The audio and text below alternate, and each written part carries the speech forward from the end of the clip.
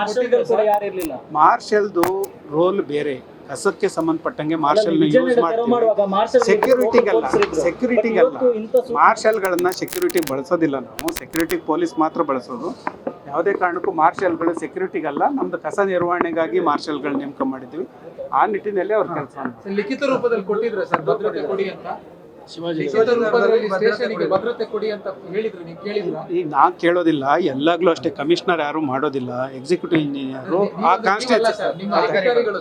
Executive engineer ಆ ಕೆಲಸವನ್ನು ಮಾಡ್ತಾರೆ. ಅವರು ಪೊಲೀಸರಿಗೆ ರಿಕ್ವೆಸ್ಟ್ ಮಾಡಿದ್ದಾರೆ.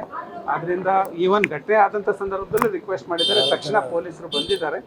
ಹಾಗಾಗಿ ಯಾರಾದರೂ ಅಲ್ಲಿದ್ದು ಸಹ ಕರ್ತವ್ಯ ನಿರ್ಲಕ್ಷ್ಯ ಆಗಿದ್ರೆ ಅಂಥವ್ರ ಮೇಲೆ ಆ್ಯಕ್ಷನ್ ಮಾಡಬೇಕು ಅಂತ ನಾವು ಮಾನ್ಯ ಜಾಯಿಂಟ್ CP ಸಾಹೇಬ್ರ ಹತ್ರ ಕೇಳ್ಕೊಂಡಿದ್ವಿ. ಅವರು ಸಹ ಅದನ್ನು ಇಲಾಖೆ ವಿಚಾರಣೆ ಮಾಡ್ತಾರೆ. ಸರ್, ಈಗ ಅಧಿಕಾರಿಗಳು ಸ್ಥಗಿತ ಯಾರು ಕೆಲಸ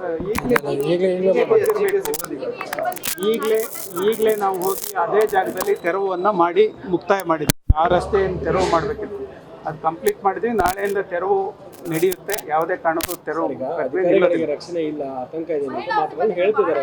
ಸ್ಪೆಷಲಿ ಮಹಿಳೆ ಅಧಿಕಾರಿಗಳಿದ್ದಾರೆ, ಮುಂದೆ ಸ್ಪ್ರೇ ತಗೊಂಡ್ಬಂದು ಹೊಡಿತಾರೆ ಅಂತಂದ್ರೆ GB ಅಧಿಕಾರಿಗಳಿಗೆ ಎಲ್ಲಿದೆ ರಕ್ಷಣೆ ಅನ್ನೋ ಪ್ರಶ್ನೆ. ಈಗ ಈ ಥರದ್ದೆಲ್ಲ ಘಟನೆಗಳು ಅಲ್ಲೊಂದು ಇಲ್ಲೊಂದು ಘಟನೆಗಳಾಗ್ತದೆ. ಅದನ್ನು ದೊಡ್ಡ ವಿಷಯ ಅಂತ ನಾವು ಕನ್ಸಿಡರ್ ಮಾಡೋಕ್ಕಾಗೋದಿಲ್ಲ. ನಾವು ಕೆಲಸ ಮುನ್ನಡೆಸಬೇಕಾಗುತ್ತೆ. ಅದೇ ಕಾರಣಕ್ಕಾಗಿ ಆಯುಕ್ತನಾಗಿ ನಾನು ಅದೇ ಜಾಗಕ್ಕೆ ಬಂದು ನಿಂತು ಯಾರ್ಯಾರೆಲ್ಲ ಇದ್ದುವೋ ಅವನ್ನೆಲ್ಲ ಡೆಮೊಲೇಷನ್ ಮಾಡುವಂಥ ಕೆಲಸವನ್ನು ಮಾಡಿದ್ವಿ. ಖಂಡಿತ ಇದಕ್ಕೆಲ್ಲ ಈ ಸಣ್ಣ ಘಟನೆಗೆ ಎದುರ್ಕೊಂಡು ಹೋಗೋಂಥ ಪ್ರಶ್ನೆ ಇಲ್ಲ.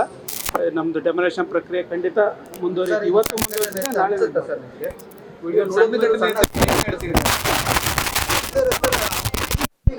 ಹೊಡಿತಿದ್ದಾರೆ ಅಂದ್ರೆ ಹೊಡೆದಿರೋದಂದ್ರೆ ವಿಡಿಯೋ ನೋಡಿ ಗೊತ್ತಾಗುತ್ತೆ.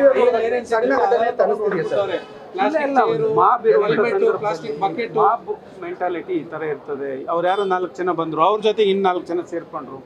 ಈ ಘಟನೆ ನಡೆದಿದೆ. ಇನ್ನು ಮುಂದೆ ಈ ಥರ ಘಟನೆ ನಡೆಯೋದಕ್ಕೆ ಅವಕಾಶ ಕೊಡೋದಿಲ್ಲ. ಹಿಂದಿನ ದಿವಸ ನಾವು ಪೊಲೀಸಿಗೆ ಇಂಟಿಮೇಷನ್ ಕೊಟ್ಟು ಸಫಿಷಿಯೆಂಟ್ ಪೊಲೀಸ್ ರಕ್ಷಣೆ ತಗೊಂಡೇ ಮಾಡಬೇಕಂತ ನಮ್ಮೆಲ್ಲ ಅಧಿಕಾರಿಗಳಿಗೆ ಸೂಚನೆ ಕೊಟ್ಟಿದೆ. ಮುಂದೆ ಈ ರೀತಿ ಘಟನೆ ಆಗಲಿಕ್ಕೆ ಕೊಡೋದಿಲ್ಲ. ಇವ್ರು ಯಾರು ಮಾಡಿದಾರೆ ಅಂಥವ್ರ ಮೇಲೆ ಘಟನೆ